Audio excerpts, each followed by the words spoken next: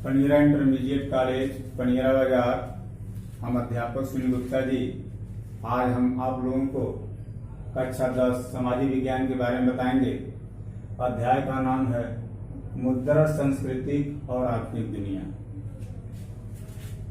यानी मुद्रण संस्कृति और आधुनिक दुनिया। ये जो मुद्रण संस्कृति है यानी जो छपाई का, जो सर्वप्रथम चीन से ही ये प्रारंभ हुआ था और चीन में सबसे पहले तकनीकी 594 ईस्वी में आई थी। उसके पश्चात जापान और कोरिया में विकसित हुआ था। तो ये जो मुद्रण संस्कृति है, इस मुद्रण संस्कृति से ही आज हमारे देश में कोई भी चीज या किताबें या मास मीडिया या किसी भी चीज को जो हम आसानी से उसको अध्ययन कर ले रहे हैं, तो ये मुद्रण संस्कृति का ही आज आधुनिक दुनिया में उसका प्रचार प्रसार है। तो चीन में यानी चीन में ही सर्वप्रथम यह जो है 594 ईस्वी में इसका मुद्रण संस्कृति का आविष्कार हुआ था और यह उत्तर कोरिया में इसका विकास हुआ। इस तरह करते हुए यह जो है जापान में भी मुद्रण कला का विकास हुआ। तो जब ये चीन से प्रारंभ हुआ तो जापान में मुद्रण कला का विकास हुआ। तो 17वीं शताब्दी तक चीन में शहरी संस्कृति के विकास हो रहे थे। 17वीं शताब्दी और पूर्ण रूप से तो विकास हुआ जो है इसका जो है मुद्रण संस्कृति का 19वीं शताब्दी में, लेकिन 17वीं शताब्दी से जो है जापान से विकास इसका धीरे धीरे प्रारंभ हुआ, चीन के बाद जापान में। तो इस तरह इसका जो है 19वीं शताब्दी में चीन के पश्चिमी देशों से मुद्रण तकनीकी का जो आयात हुआ और आवश्यकता पड़ने पर जहां भी जरूरत पड़ती थी ये अपने छपाई कार्यक्रम को लोग चला रहे थे। लेकिन जो है सर्वप्रथम जो है संघाई प्रिंट जो है संस्कृति नया केंद्र बन गया जापान में, और उसके बाद जापान में मुद्रण कला का पूरा विकास हुआ। जब जापान में मुद्रण कला का विकास हुआ तो वहां से हमारे भारत के लोग भी और अन्य देश के लोग भी कुछ न कुछ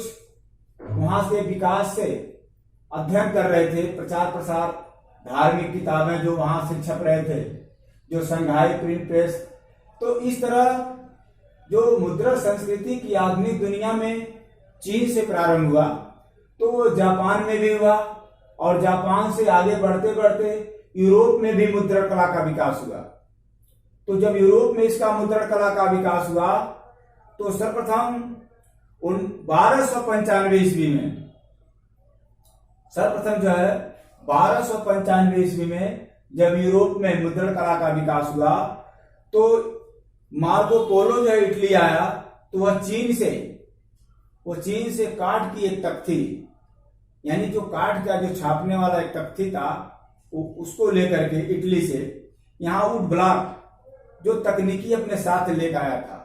और इटली के लोगों ने उसको क्या किया, लकड़ी के ब्लॉकों वाली छपाई के साथ पुस्तकों का निर्माण किया। उसे रख करके छाप करके छोटे छोटे रूप में वो किताबों का निर्माण कर रहे थे। और इसके साथ साथ जर्मन व्यापारी जोहान गुटेनबर्ग ने के पुत्री ने पहली बार 1430 के दशक में छपाई प्रेस का आविष्कार किया और इससे पहली पुस्तक बाइबिल जो धार्मिक किताब थी, बाइबिल धार्मिक किताब को जो ईसाइयों का सबसे पवित्र, उसको उन्होंने सर्वप्रथम छापने का काम किया था। और इस तरह वो छाप करके यूरोप के अधिकांश देशों में प्रिंटिंग प्रेस की स्थापना कर दिया गया। तो जब अधिकांश देशों में प्रिंटिंग प्रेस की स्थापना कर दिया गया तो इससे जगह जगह छपाई का कार्यक्रम, किताबों का या छोटे छोटे घटित घटनाओं का या समाज में प्राचीन जो इतिहासकार थे जो उनके साथ जो भी वीर गति को प्राप्त हुए थे या समाज में जो भी घटित घटनाएं थी, उन सभी चीजों को किताबों यानी धार्मिक किताबें या घटित घटनाएं या जो भी भारतीय मर्यादा की संस्कृति, प्राचीन पद्धति, इन सभी चीजों को जब मुद्रण कला का विकास हो गया तो लोगों ने उसको छापना शुरू कर दिया और छाप करके किताबों का निर्माण किया, जिससे उसको लोग अध्ययन करके धीरे धीरे उसका प्रचार प्रसार कर रहे थे, किताबों का विकास कर रहे थे। तो जब किताबों को छाप करके किताबों का जो एक निर्माण किया, इससे सभी लोगों ने उस मार्केट से उसे आसानी से खरीद कर उससे ज्ञान प्राप्त करना शुरू कर दिया, जिससे कुछ न कुछ किताब से ही नॉलेज को लेकर के और वो समाज में अपने जीवन को जीने का जो सही तौर तरीका था, या जो प्राचीन घटित घटनाएं थी, या प्राचीन जो रीति रिवाज थे, या जो धार्मिक सुधार थे, या साहित्य में जो साहित्यकारों ने जो अपने बातों को, उन चीजों को किताबों में लिखा था, उसको पढ़ करके एक समाज में एक नई जागृति प्रदान हो रही थी। इससे समाज की दिशा निर्देशन बदल रही थी। तो इस तरह जापान में भी जो मुद्रण कला का विकास हुआ, यूरोप में जो भी मुद्रण कला का विकास हुआ, इस तरह एक नई तकनीकी जो है आपके सामने आ रही थी। जापान वालों ने तो सर्वप्रथम 1768 से 1770 में जो चीनी बौद्ध प्रचारकों ने एक किताब छापा था, चीनी बौद्ध प्रचारक जो आए थे, जो बौद्ध धर्म का प्रचार कर रहे थे चीन वालों ने, उन लोगों ने सर्वप्रथम डायमंड, जापान की सबसे प्राचीन पुस्तक जो है उसको छापा था, और उसको छपाई जो है 868 में हुई थी। इस तरह आधुनिक दुनिया में जो भारतीय संस्कृति की मुद्रा संस्कृति थी, वो धीरे धीरे कहीं न कहीं विकास के चरम सीमा पर आगे बढ़ रही थी। तो इसमें फिर मुद्रण में क्रांति आई। जैसे कोई भी चीज की जब गति होती है तो एक क्रांति होती है, औद्योगिक क्षेत्र में या श्वेत क्रांति या किसी भी चीज में। तो इसी तरह मुद्रण में भी एक क्रांति हुई। उसमें क्रांति से क्या हुआ कि एक नया जीवन ही बदल दिया गया, जिसके कारण सूचना और ज्ञान संस्था और एक रिश्ता को भी बदल दिया गया। यानी मुद्रण क्रांति से जगह जगह पत्र पत्रिकाएं, जगह जगह मैगजीन, जगह जगह छोटी छोटी किताबों को छोटे छोटे रूपों में एक निर्माण करके मार्केटों में आसानी से उपलब्ध करा देना, जिससे पाठक वर्ग जो है यानी पढ़ने वाले, जो पढ़ने वाले रुचिकर थे, वो धीरे धीरे क्या कर रहे, उसके तरफ बढ़ने लगे। और यहाँ तक कि जो भी किताबें बाजारों में आसानी से नहीं मिल पाते थे, उसकी लोग डिमांड भी करते थे, और उसको मांग करके पुनः उसको जो है साहित्य रूप में मुद्रण करके सिस्टम में यानी एक मर्यादित ढंग में पाठक वर्ग तक पहुंचाया जाता था। और कम रेट पर जब मुद्रण क्रांति हो गई तो वही किताबें जो अधिक दामों पर लोग आसानी से नहीं दे पा रहे थे, उसको कम दामों पर, जब इस क्रांति का विकास हुआ तो कम दाम पर आसानी से लोगों के बीच मिलना शुरू हो गया, जिससे वो मुद्रण क्रांति से पाठक वर्ग को काफी लाभ हुआ।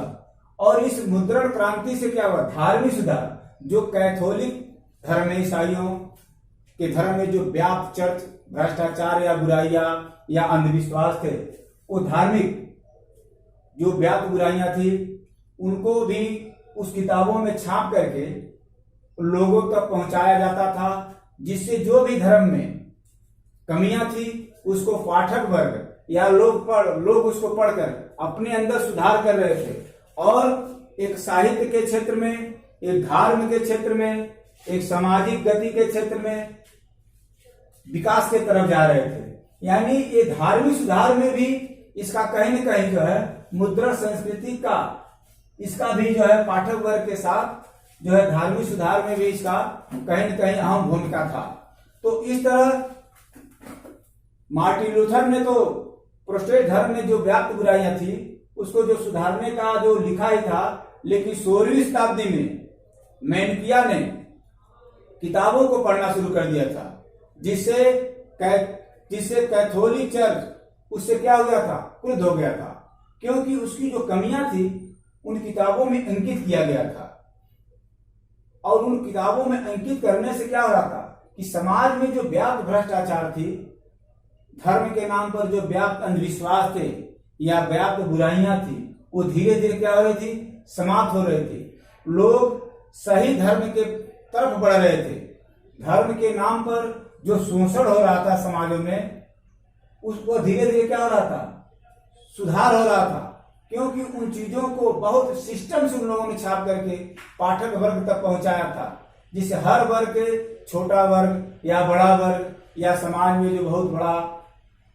जाति वाला था या छोटे वर्ग वाला था, वो भी उस चीज को पढ़ करके वास्तविक धर्म की पहचान करके, वास्तविकता को जान करके उसको धीरे धीरे समाज में आगे बढ़ रहे थे। तो इससे क्या आया कि समाज में एक मुद्रण की भी भूमिका रही, समाज में साहित्य का भी परिचय रहा। अब साहित्य के परिचय में क्या रहा कि पाठकों की रुचि के अनुसार साहित्य प्रकाशित होता गया। यानी जो पढ़ने वाले थे, जो साहित्य को ढंग से पढ़ते थे, उनके अनुसार, उनके हिसाब से उसको ढंग से, सिस्टम से, एक मर्यादा में छपाई कार्यक्रम को करके मुद्रण संस्कृति का प्रचार कर रहे थे। और यहाँ तक कि समाज में भी यह भी बताया गया कि दुनिया की जो ये मुद्रण प्रणाली थी, समाज में किताबें को दुनिया को बदल सकती हैं। यानी किताबें क्या करती है, दुनिया को बदल सकती हैं। तो समाज में किताबें दुनिया को कैसे बदल सकती हैं? सिर्फ किताब को पढ़ने से ही नहीं, किताब को पढ़ने के साथ साथ जो समाज के जो लोग थे उस पर गहन विचार कर रहे थे। क्योंकि 19वीं शताब्दी तक हमारा जो समाज एक हर वर्ग में विकास की तरफ जा रहा था। तो इससे समाज शिक्षित वर्ग हो गया था, जिससे वो जो समाज में जो एक मुद्रण की भूमिका थी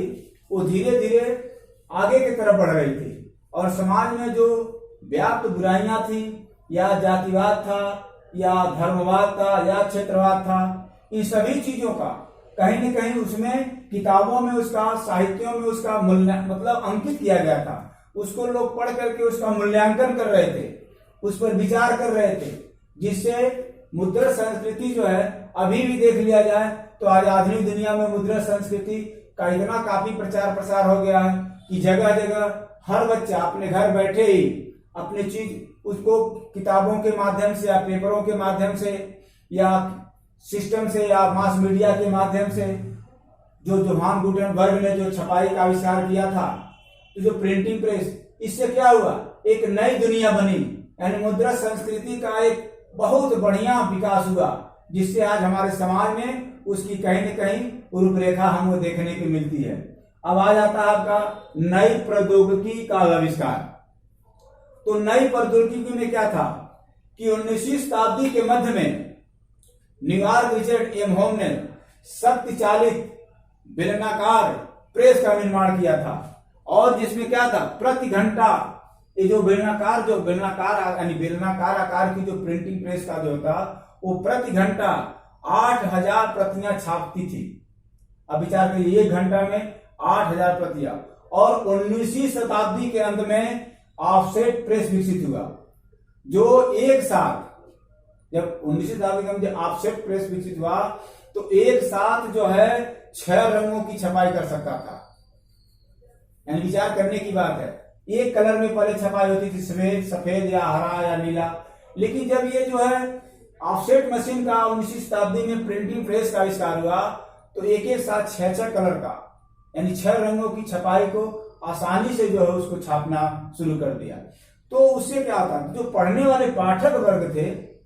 जो कलरों में था, एक अट्रैक्शन बढ़ रहा था, लोगों के अंदर एक जागृति, एक भावना बढ़ रही थी।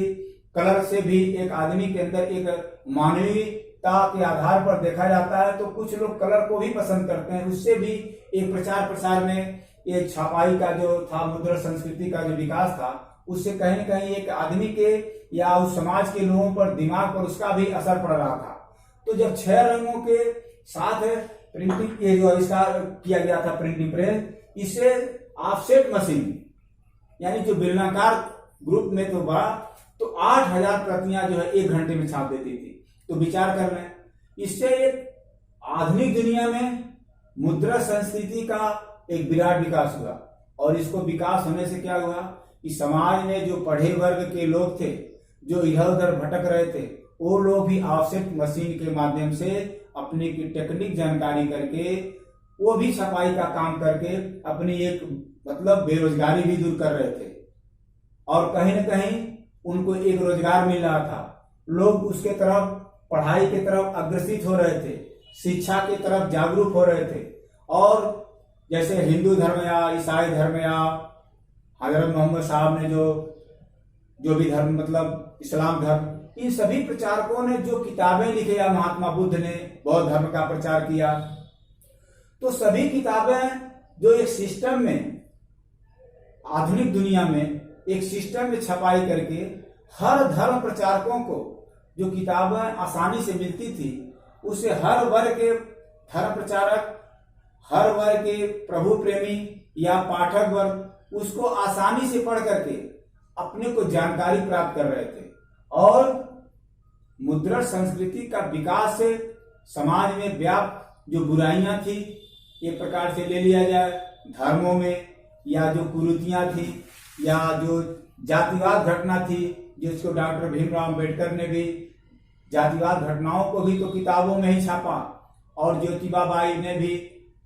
उन्होंने भी एक प्रिंटिंग प्रेस के माध्यम से उसको भी छापा। तो ये जो भी चीजें थी इसको कहीं न कहीं ये लोग छाप करके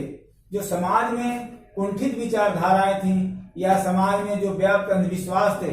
इन सभी चीजों को एक सामने मुद्रण कला से एक उजागर किया गया और जिससे हर वर्ग के लोगों ने उसको पढ़ करके एक अपने जीवन में एक नई क्रांति लाई जिससे समाज में शिक्षा का भी विकास हुआ और मुद्रण संस्कृति के साथ साथ आज आधुनिक दुनिया में एक बहुत बड़ी उपलब्धि हुई है। तो फिर हम अगले दिन आपको अगला अध्याय बताएंगे। जय हिंद।